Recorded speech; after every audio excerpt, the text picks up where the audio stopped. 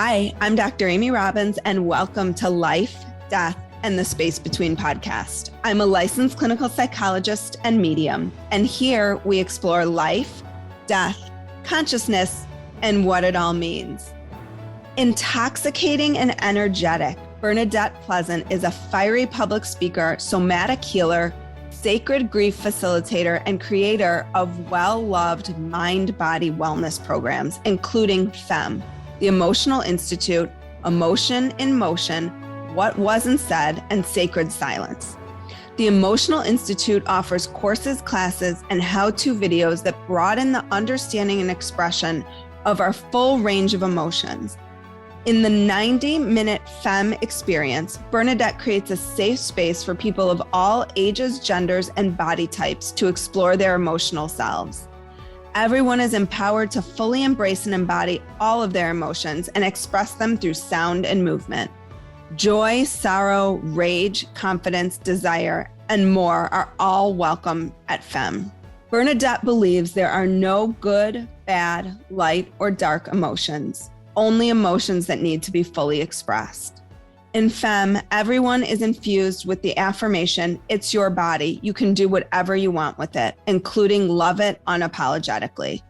Bernadette is a vibrant, sensual speaker who connects with those who have been silenced and shut down to support their physical, emotional, and healing journeys, whether in a classroom, on a podium, or in one-on-one private sessions.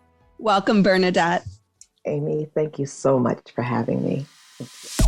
Hi, everybody. I just wanted to thank those of you who are supporting the show via Patreon. I literally could not do this without you. It means so much to me to have any sort of support for the show, but really the financial support is super helpful to me right now. I'm an independent podcaster. This is all being funded by me. So anything you can do to help that, if you love listening to the show, if you love the content I'm creating, if you love the guests that I'm having on, please support the show. I have amazing, amazing guests continuing to come on the show. I'm so excited. I've grown the most month over month in the past 3 months, and that is because of all of you sharing the podcast, telling people about it. So thank you so much. We had our second quarterly Ask Amy Anything in March. So that was for Patreon supporters only. And the topics were really heavy this time, but wonderful and necessary to talk about. And we talked about everything that's going on in the world, both from a spiritual and psychological perspective. And together we tried to make meaning of all of this. So our next Ask Amy Anything will be in June. So if you are not a supporter of the show, you can go to patreon.com/Dr. Amy Robbins and support me and the show. And again, it helps so much. And if you could also take just a minute to share the show with your friends and family and anybody you think would love it, you can do that anywhere you get your podcast. Just click on share this link or copy this link. And send it to, 3, 4, 5, 10 people who you think would love the show. So you can also follow me on Instagram at Dr. Amy Robbins. You can watch me on YouTube and subscribe to my YouTube channel.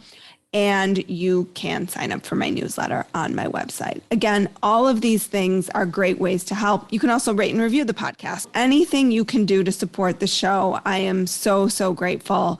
The growth I know is going to help me in some way. I'm not exactly sure how yet, but I know it will. And thank you all for listening. And here's this week's episode. So I was telling you before we got started, I must have come across your work a while back and kind of added you to my list of people I wanted to reach out to, particularly around grief and movement in our bodies and probably any sort of trauma we're experiencing or have experienced. So can you talk to us about how we hold emotions in our body and the work that you do to help release those emotions? Absolutely. What an honor it is to talk about moving the body and our amazing bodies and how the stories that live in them shut us down in movement. If you can imagine, any time when you felt overwhelmed, any time when you felt shock, anger, deep grief, there's a stillness and a holding that happens. It happens to protect the soft side of us, the soft parts of us that are in need of so much care and love in those moments. And in that protecting, we wrap around and coddle ourselves. In that place of protecting, and it's an emotional protecting. I'm hurt. There's the way our body moves when we think of that. It's for safety. In that, there's no vibrancy, there's no movement, there's no flow, there's only protection. When the event is over, long after the actual event is over, what lives in our mind is that story, what it meant to us, how it made us feel, what all it's impacted. And so that feeling of holding continues.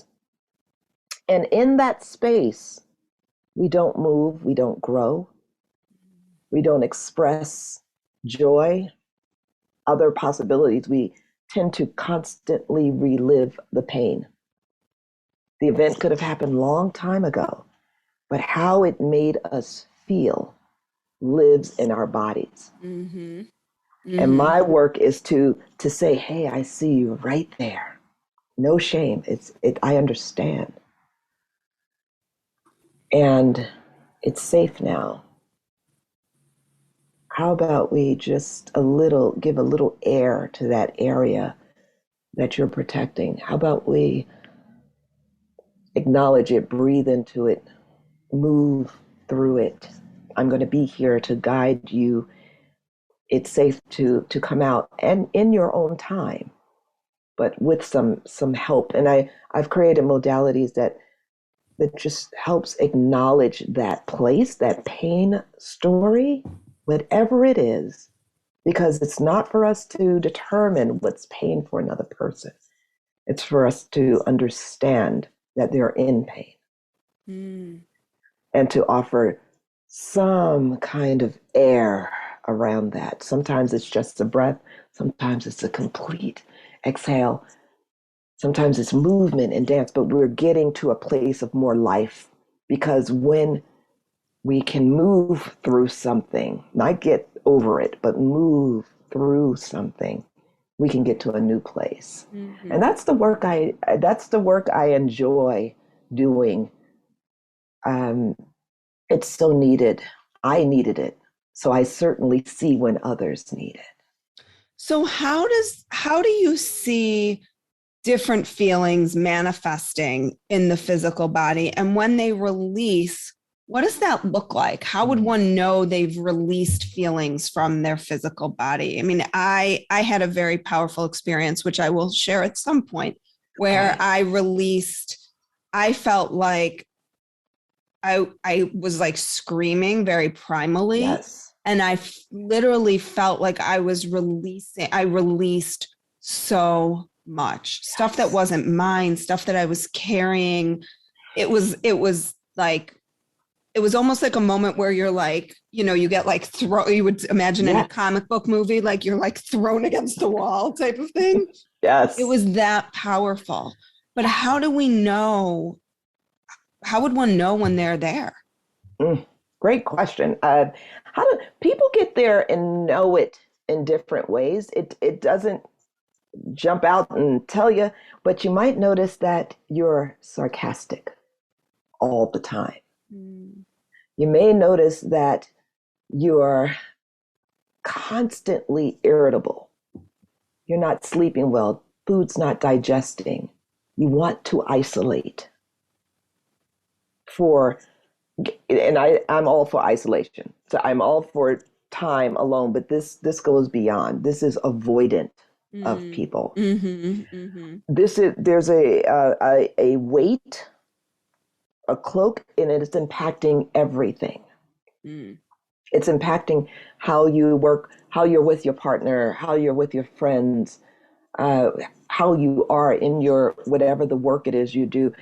Everything is just sort of there's an old term that used to be used, milk toast. Everything is just bland, flat, Mm-hmm. Mm-hmm. and and for some they just don't want to get out of bed. There's so many different ways. I don't think it's certainly not a one size fits all, but Sure. there is no color Mm-hmm. in anything you do. Mm-hmm. It can present itself as bored with everything. Mm. So it's sort of like the Adam Grant languishing. Yes, yes, It and could be more extreme than that, or even just that. absolutely. Yeah. And so it's just all of these. Nothing feels right. Mm-hmm. But when someone decides to give it a try or be courageous enough to, I want something different. I'm. This is weighing me down too much. I would like to get to the other side. And that tends to happen with use of a coach. It healing happens by being witnessed. When that starts to happen, even making the choice to look at it creates that opening. And in that opening, once you start to acknowledge it, say, yeah, I have this, I've been carrying this, I see it. There is an opening that just continues to happen it's so beautiful and it's painful. I Mm-hmm. don't want to speak to that as if it's a joyous experience because you're going in there. This is growth. This is growth in action, and growth can be painful. It's stretching. It's doing the opposite of that warm, comfortable place where fear can keep you stuck. Mm-hmm. Fear is comfortable. Fear is, that cover over you and just wrapped in. It's sexy too. Fear is like, yeah, let's not go do that. How about Mm-hmm. we stay right here and watch Mm-hmm. 12 more episodes of this here, or Right. eat some more of this, because there's a need to feed this hole that someone's feeling, and that hole can be fed in so many ways, but it's usually extremes. Binge watching, binge eating, shopping galore, Mm-hmm. sex, just whatever it is. It's going to the gym, but going 7 days a week, or like Right. really getting it in. So it's definitely, in order, when someone is trying, acknowledging that pain alone, they tend to binge. Mm-hmm.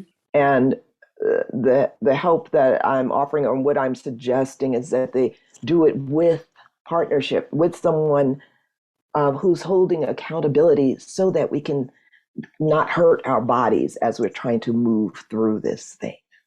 So, how is dance different than other types of movements like yoga or just walking? Or like, what are the benefits of dance and sound that you incorporate, the drumming that's so important to our healing practices? Dance allows us to, and when I say dance, please know that I mean, for me, it's rhythmic movement. And I say that because someone doesn't need to know how to dance. They know how to do this. Children did this, and no I'm a one's perfect example of this. I perfect. don't know how Yay! to dance, but you put on a song and I will be moving my Exactly. body. That's it. My That's husband will it. be laughing from the side of the dance floor, but That's I don't okay. care. Good for you. Laugh And away. that's right. This feels good to me and my Right. body, and I'm going to do this. So the movement I'm talking about is primal movement. So this is not something anyone needs to learn. Babies cried, and when they had a need, they moved their body, they tensed up, balled fists, and literally let out a sound. And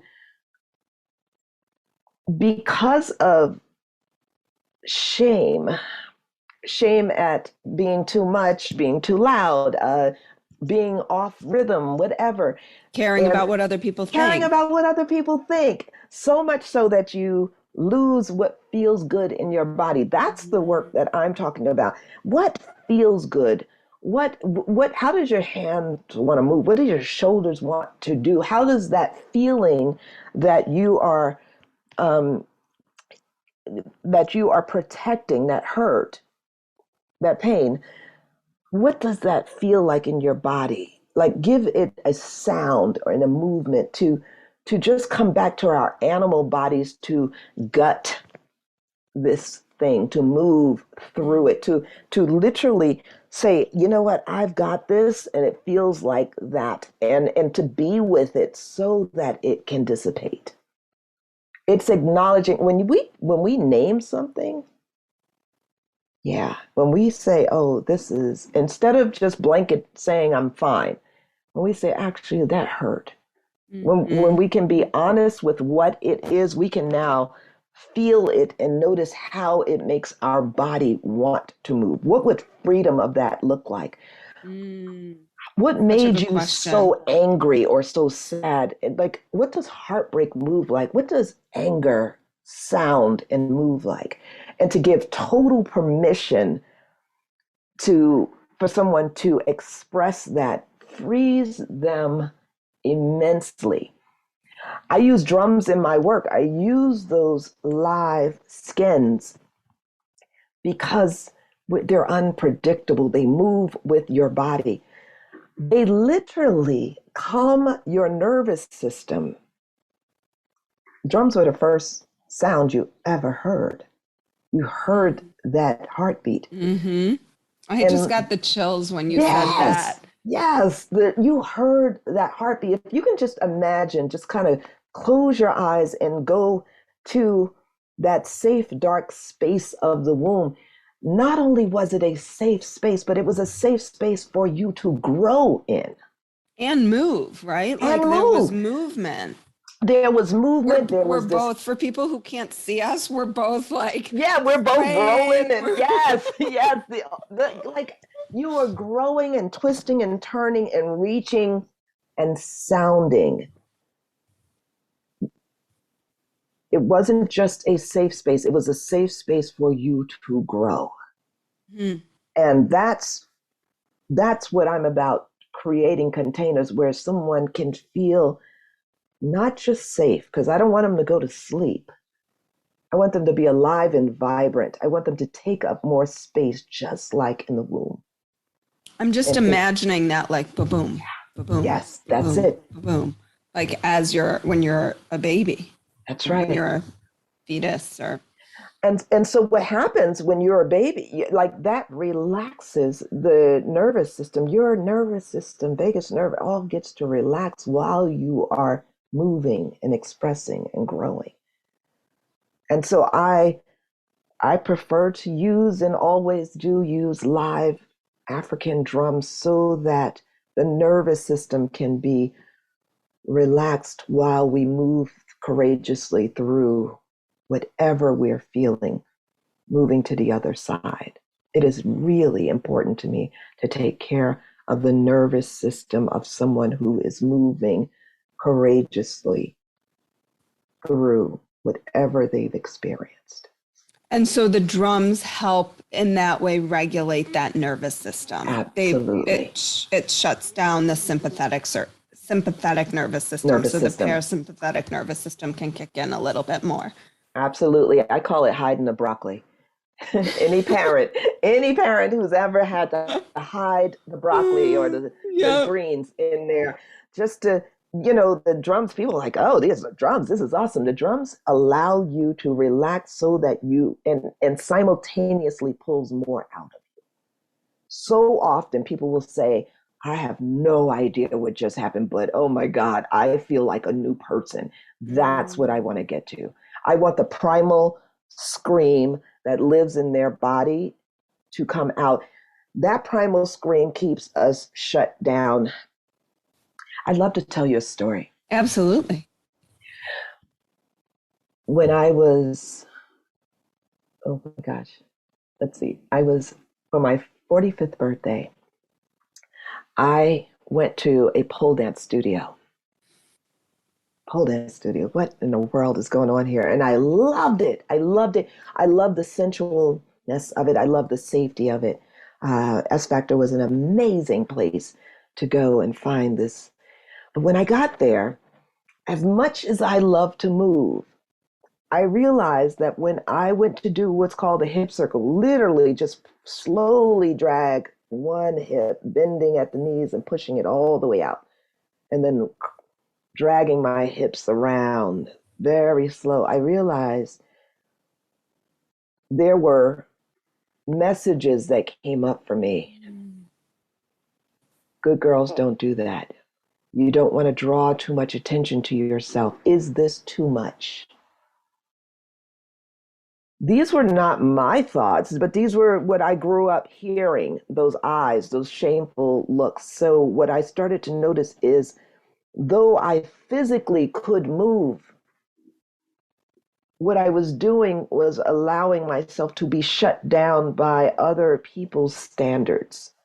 I wasn't listening to what my body wanted to do. I was listening to the those who looked on me as a child and said, you know, Christian girls don't move like that, or just all the things that were shaming. And that shaming impacted the way my hips moved.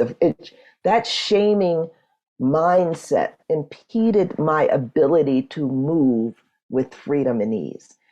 So I know that stories that live in our bodies can shut down our movement, can shame what's possible. And that can become a way of living. And what I could have done was stop going. But my body I enjoyed it. There was something about it that spoke to me. So I went back week after week after week and really started to quiet those conversations and eyes that I was imagining that used to control my mind, my body. And I just kept doing it over and over until those voices, those things went away and freed my hips. And what happened with that freedom is I found joy in movement, and it also opened my eyes and my mind in ways that I can't even, the vastness of what became possible because I followed what my body wanted to do. Well, and as you're talking, you know, I'm always thinking about in my work, in my practice, that's traditional talk therapy. I think you can have great success with talk therapy, but there are sometimes places that it just can't get to. And that has become more apparent to me. My listeners know I was in therapy for a very long time and did a lot of work with that, and have now, you know, in the past, however long I've been on this journey, 10 years, been really exploring other types of practices to release emotion. And, you know, after I had this like primal experience, I felt like, okay, there's still a lot there that the talk therapy didn't get to, and probably could have never gotten to, because these memories were not, one, that some of them weren't mine, but the other thing is some of them were like so subtle that I would have probably never gotten there. I mean, maybe I would have if I was in like 5-day-a-week analysis or something. But that being said, what became so apparent to me was that I needed to look at other modalities to just release these experiences. And that sound is something I haven't talked about yet, but I'm hoping to bring someone on to talk about sound as a way to release, because I've been doing some more of that. Breath work as a way to release.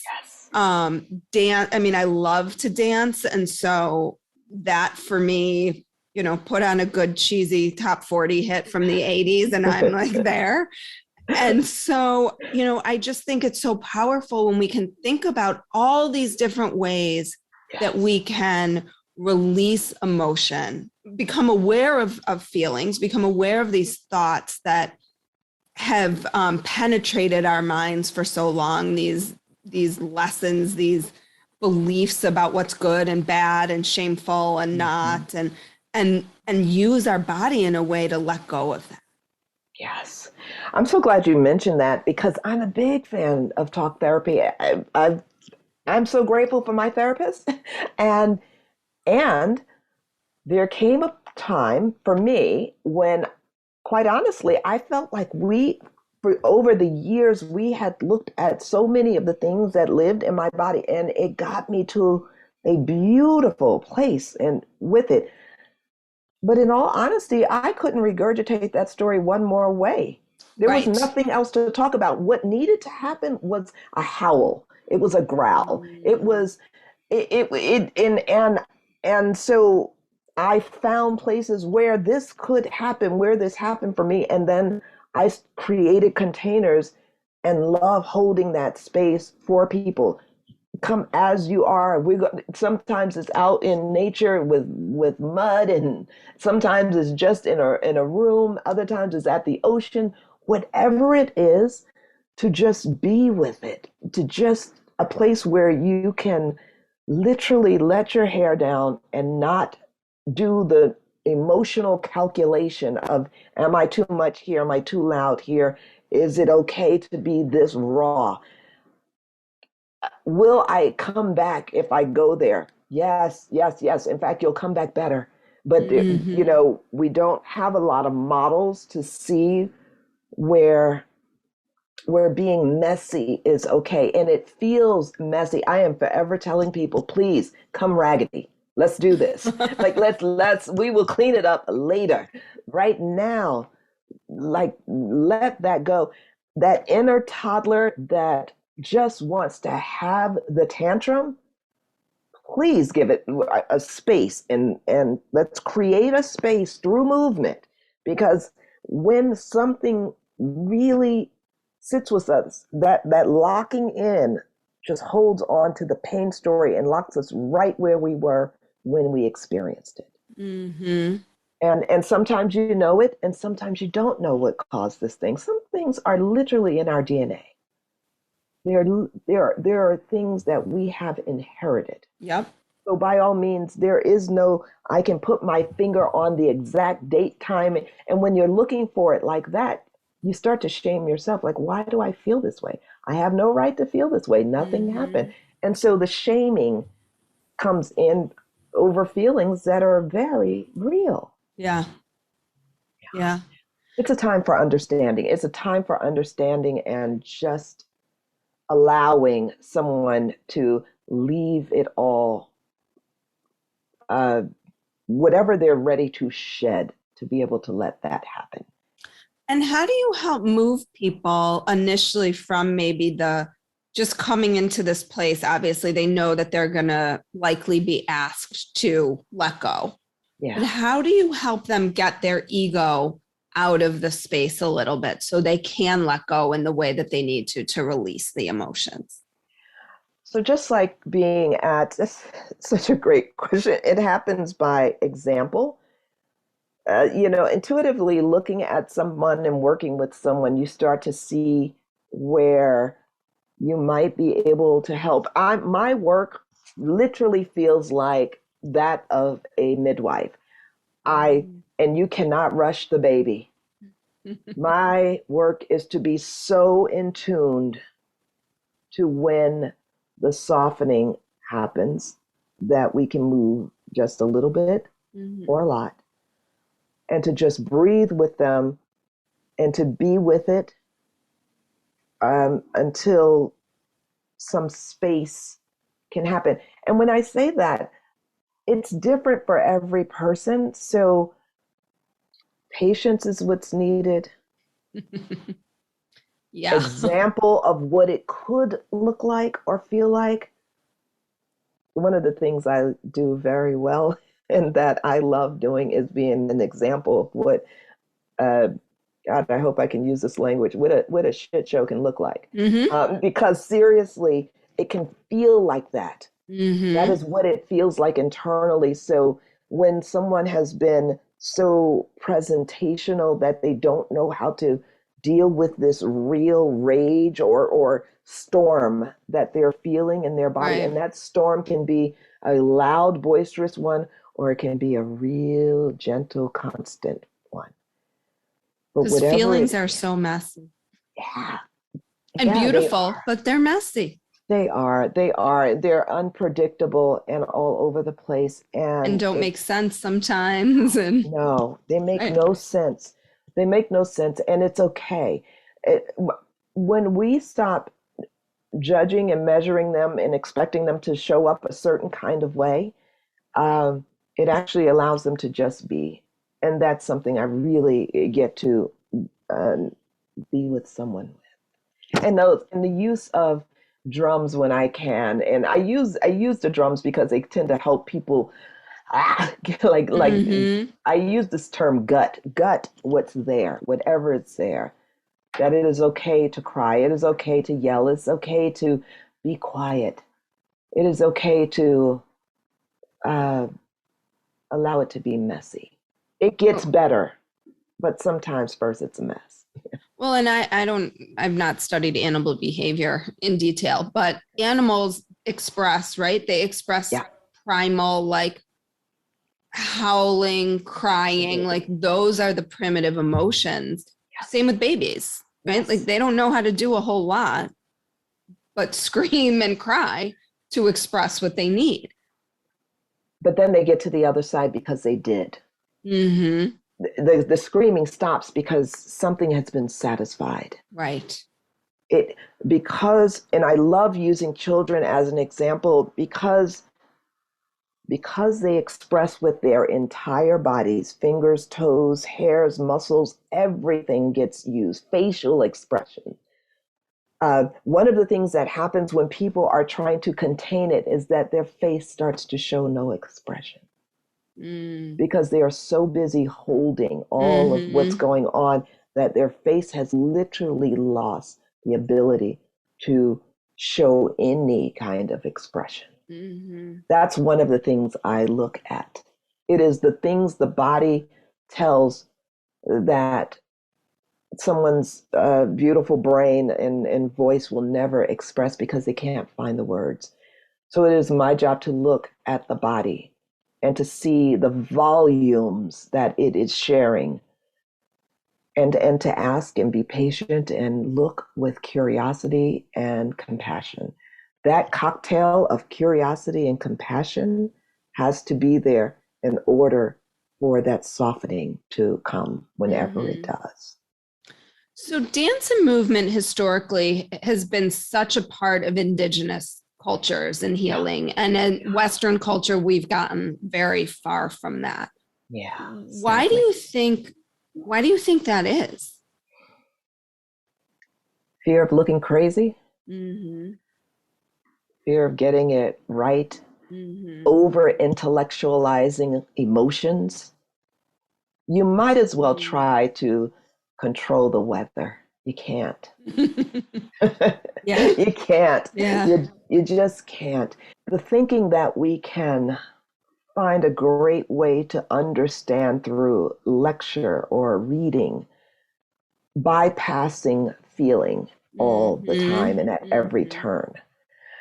I think of the Dagara tribe of Burkina Faso. They have on a regular basis, this West African group of people practice grieving. Hmm. They are happy people. These are not sad people, but they acknowledge grief at every turn very fully and move on. How They're, do they do that? How do they they, practice? they have a tradition in their grief ritual. And the grief rituals are acknowledging what we're grieving, whatever it is, not tucking it away someplace, not making it fine, not um, but literally acknowledging there's a grief ritual going on somewhere all the time in Burkina Faso. As a result of that, what you have are people who can move through what they're feeling and keep going. without the dragging it along with them, because it's been acknowledged, light's been shined on it. In our culture, And released, I would imagine, and acknowledged and released released. and released, and it's done in community. There's no shame and hiding of this. And what that's so different from, I think of Sabanfu Somé, who brought that work here to the States from Burkina Faso. When she came, she's passed now, but when she came here, she asked a simple question. She was in California with a group of people, and she said, "How do you people deal with grief?" And she was talking to a group of Americans, and I mean, And they said, there's what's grief? what's grief? What? Yeah, like what? Um, and her question was so innocent. It was like with the innocence of a child. What do you do when you're grieving here? Like, what do you all do? And there was no answer. And her response was, that explains a lot. Mm-hmm.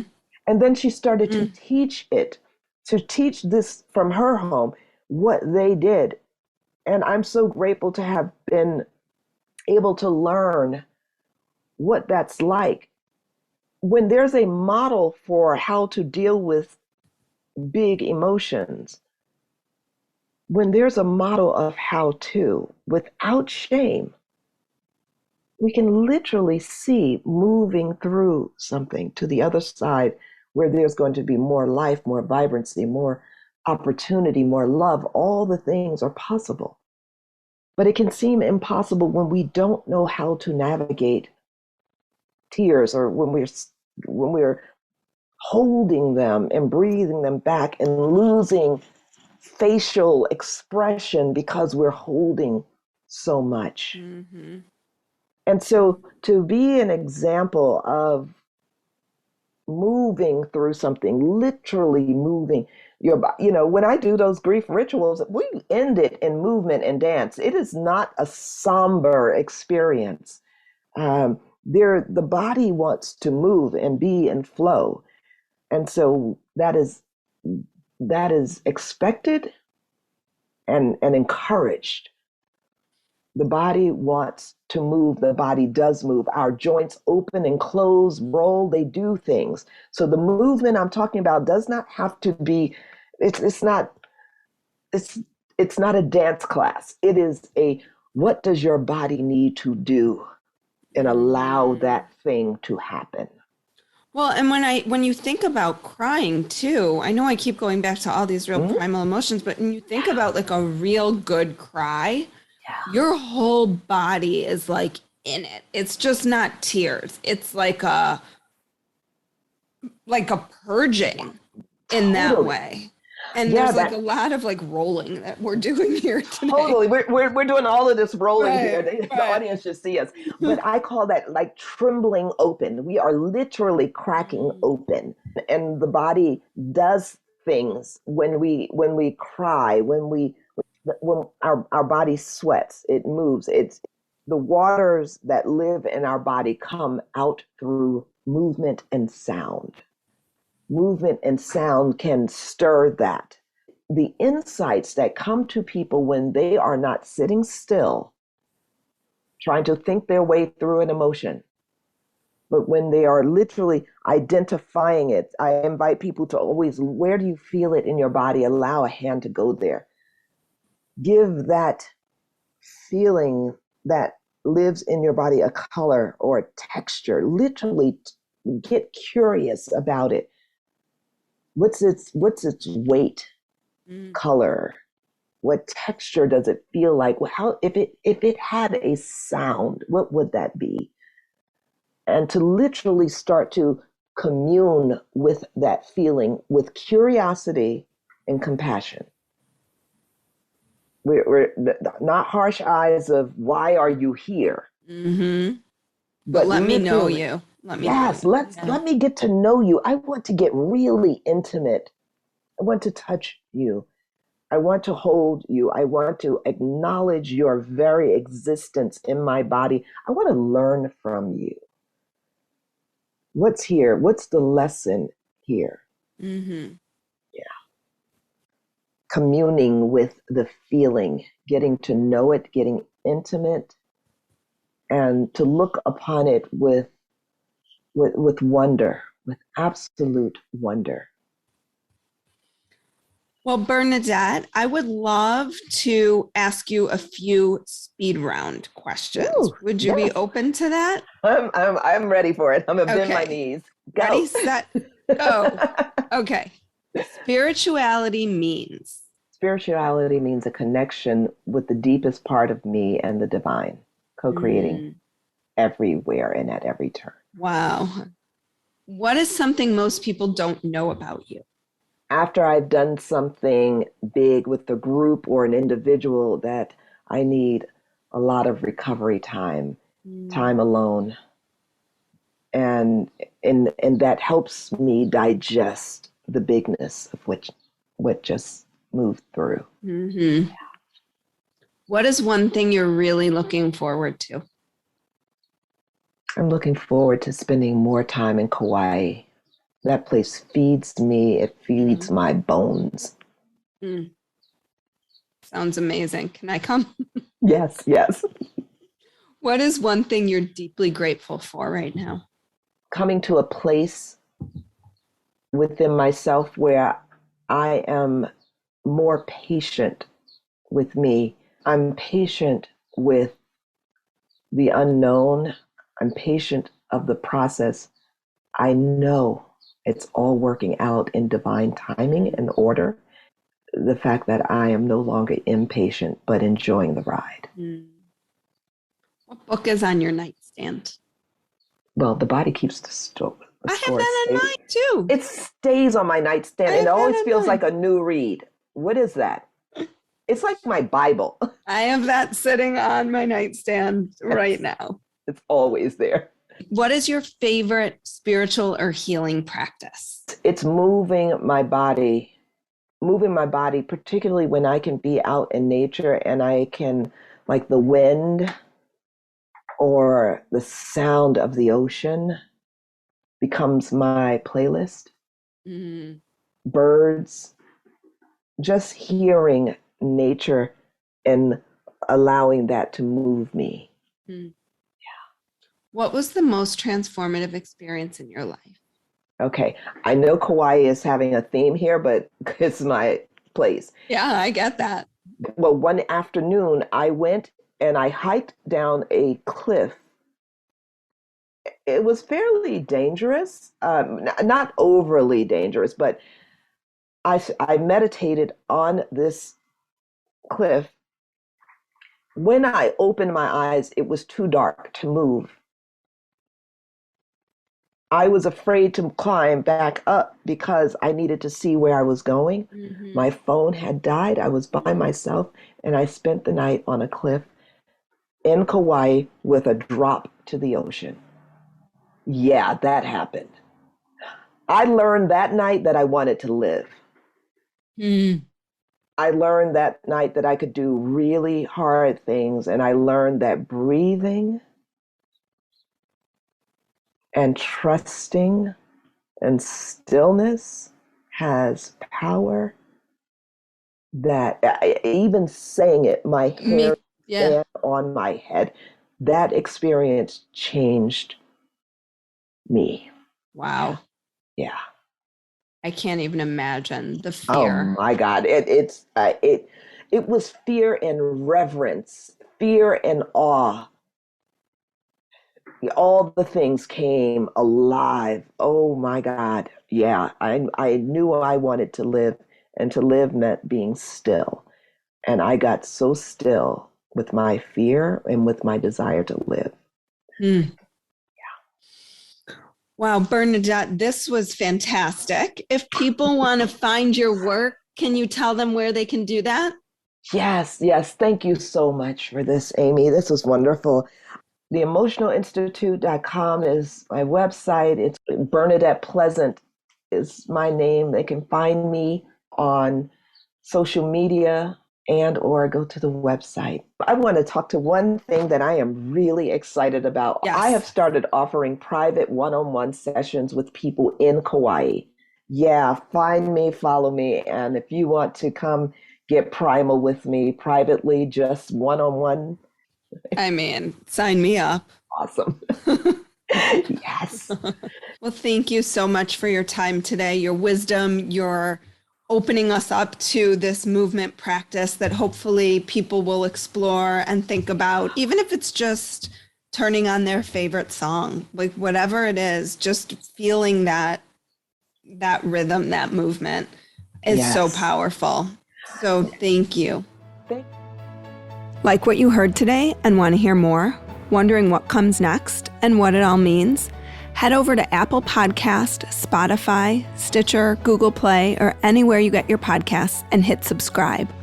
Also, if you could take a minute to rate and review my podcast, I would really appreciate it.